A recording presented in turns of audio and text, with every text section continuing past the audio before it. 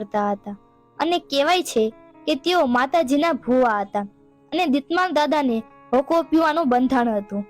આવી રીતે સમય જતા વાર નથી લાગતી અને નોરતાના દિવસો આવી જાય છે અને એમ કહેવાય છે કે જ્યારે નોરતા આવે છે ત્યારે નોરતામાં માતાજીના માંડવામાં ડાક વગાડવા જાય છે અને આઠમ ભરવા પણ જાય છે. ત્યારે એક દિવસે દીતમાલ દાદા આઠમ ભરવા માટે મીટલી ગામમાં ગયા હોય છે.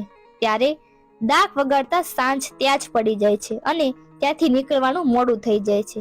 ત્યારે દીતમાલ દાદા વિચાર કરે છે કે આજ તો બહુ મોડું થઈ ગયું છે, હવે હું હોકો પીને નીકળું. અને ત્યાંથી દાદા બધાને જય માતાજી કહીને હાલી નીકળે છે.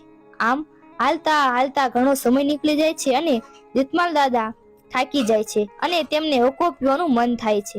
ત્યારે તે સમયે તેમની પાસે હોકો જગાવવા માટે કાંઈ પણ નથી.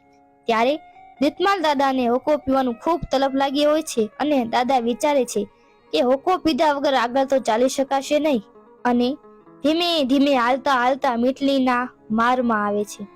ત્યારે દીતમાલ દાદા હાલતા હાલતા થાકી જાય છે અને એક ઝાડ નીચે બેસી જાય છે. ત્યારે દીતમાલ દાદા થોડેક દૂર અંગારાનો ભઠ્ઠો જોવે છે અને વિચારે છે કે અહીં કોઈક માણસ ભઠ્ઠો કરીને બેઠા લાગે છે અને આ જોઈને દીતમાલ દાદા રાજી થઈ ગયા અને એ બાજુ હાલી નીકળે છે. દાદા હાલતા હાલતા ત્યાં ભઠ્ઠાની નજીક પહોંચે છે અને જઈને અંગારા મૂકીને હોકો જગાવે છે. દીતમાલ દાદાને હોકો પીવાની એટલી બધી તલબ લાગી હોય છે કે તેમની આજુબાજુમાં કાંઈ પણ દેખાતું નથી કે બાજુમાં કોણ બેઠું છે. ત્યારે ભૂતડા તેમને ફરતા ફરતા ઘેરી લે છે. જ્યારે દીતમાલ દાદા હોકો પીને આંખો ખોલે છે ત્યારે તે જોવે છે કે તેમની આજુબાજુ માણસને બદલે ભૂતડા હોય છે અને તેઓ જોવે છે કે તેઓ ભઠ્ઠો નહીં પણ કોઢિયા બ્રાહ્મણનો મૃતદેહનો સળગતો હોય છે અને આ જોઈને દીતમાલ દાદા ભયના કારણે ધ્રુજવા મળે છે. ત્યારે દીતમાલ દાદા વિચારે છે કે હે દેવી, હું ક્યાં આવી ગયો. ત્યારે ભૂતડા બધા નીચે બેસી જાય છે. ત્યારે દીતમાલ દાદા એમ વિચારીને કે જો હું ઊભો રહીશ તો એકલો દેખાઈ આવીશ, આમ વિચારીને તે પણ નીચે બેસી જાય છે અને માતાજીને યાદ કરે છે. હે માં વિહળી, હે મારા બાપ હકળાદની દેવી, હે માં, અને માતાજીને યાદ કરે છે. હે માં વિહળી, હે મારા બાપ હકળાદની દેવી, હે માં, મને આમાંથી ઉગાર, આજે મને આ ભૂતડા જીવતો નહીં જવા દે. અને આમ દીતમાલ દાદા ઘણું સમરે છે, માતાજીને યાદ કરે છે, પણ માતાજી ઉગાડતા નથી. ત્યારે દીતમાલ દાદાને વિચાર આવે છે કે ક્યાંક મારી દેવીના ભૂલમાં હું આવી ગયો છું. દીતમાલ દાદા ઘણું રુદન કરે છે. ત્યારે ભૂતડા તે કોઢિયા બ્રાહ્મણની માટી જે નાણ હોય છે તે વેચે છે. વેચતા વેચતા તે ભૂતડા આ નાણ દીતમાલ દાદાને પણ આપે છે. આ જોઈને દીતમાલ દાદાનું શરીર ધ્રુજવા લાગે છે અને તે નાણ તે તેમની બામાં ચડાવી દે છે. ત્યારે ભૂતડા બોલે છે કે આજ એક તો મળ્યું જ છે પણ બીજું પણ આવ્યું છે.